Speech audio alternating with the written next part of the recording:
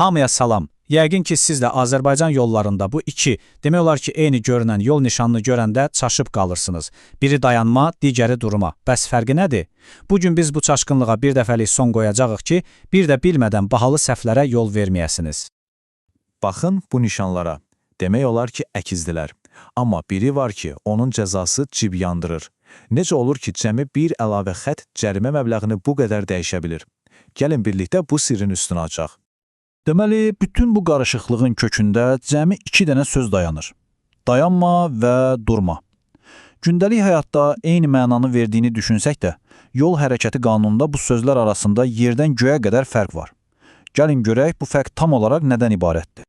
Təsəvvür edin, dostunuzu evinin qarşısında düşürürsünüz. Bu bəlkə də cəmi 30 saniyə çəkir. Və ya mağazadan aldığınız 1-2 torbanı maşına qoyursunuz. Bax, bunların hamısı dayanma sayılır. Hətta ağır bir mebeli maşına yükləyirsinizsə və bu iş 10 dəqiqə çəkirsə belə, siz hələ də dayanma edirsiniz. Çünki əsas məsələ aktiv şəkildə yük və ya sərnişinlə bağlı bir iş görməyinizdir. Amma indi gəlin başqa bir vəziyyətə baxaq. Maşını saxlayıb aptekə getmisiniz və ya kimisə gözləyirsiniz. Oturub telefonda danışırsınız. Maşının yanında heç bir sərnişin düşmür, heç bir yük boşaldılmır.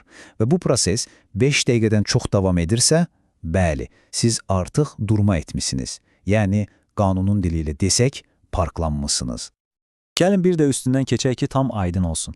Görürsünüz, bütün məsələ vaxta və fəaliyyətə bağlıdır. 5 dəqiqədən azdırsa və ya maşının yanında nəsə bir hərəkət varsa, bu dayanmadır və daha yüngül qaydalara tabedir. Amma 5 dəqiqədən çox boş-boşuna gözləyirsinizsə, o artıq durmadır. Və bəzi nişanlar məhz bunu qadağan edir, bəziləri isə heç birinə icazə vermir.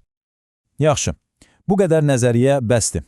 Gəlin indi baxaq görək, yolda bu nişanları bir-birindən necə fərqləndirəcəyik. İnanın mənə, elə asan bir yolu var ki, bir də heç vaxt unutmayacaqsınız. Baxın, banı yadda saxlamağın super asan bir yolu var. 2 dənə çarpaz xətt görürsünüz, düzdürmü?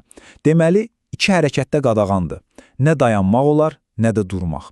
Bu nişanın altında 1 saniyə belə saxlamaq olmaz.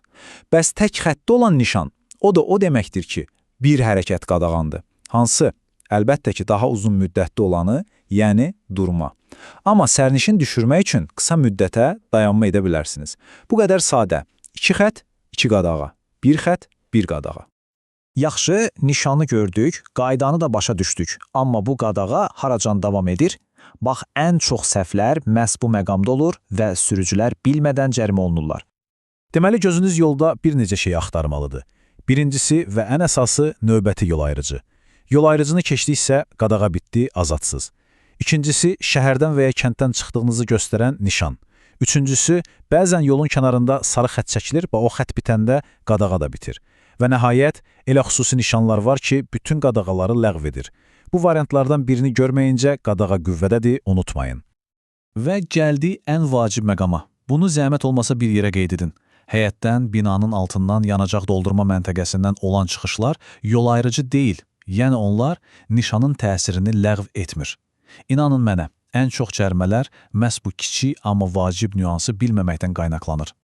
İndi isə gələk ən ağrılı yerə, cibimizə. Bu qaydaları pozmaq bizə neçəyə başa gəlir? Gəlin cərimə məbləğlərinə addım-addım baxaq. Başlayaq ən sadə vəziyyətdən. Qadağan olunan yerdə saxlamısınız, amma heç kimə mane olmamısınız. Bu ən yüngül xətadır və cəriməsi 20 manatdır.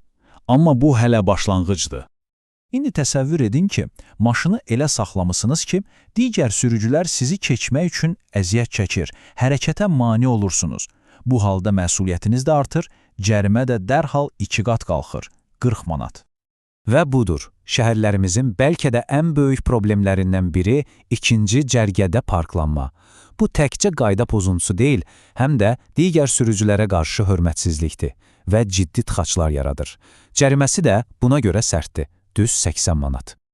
Və nəhayət, cərimələrin zirvəsi, avtobus və ya velosiped zolağını zəbt etmək. Bu hərəkətlə siz təkcə bir maşına yox, bütün bir ictimai nəqliyyat sisteminə mane olursunuz. Buna görə də cərimə ən yüksək həddədir, tam 100 manat.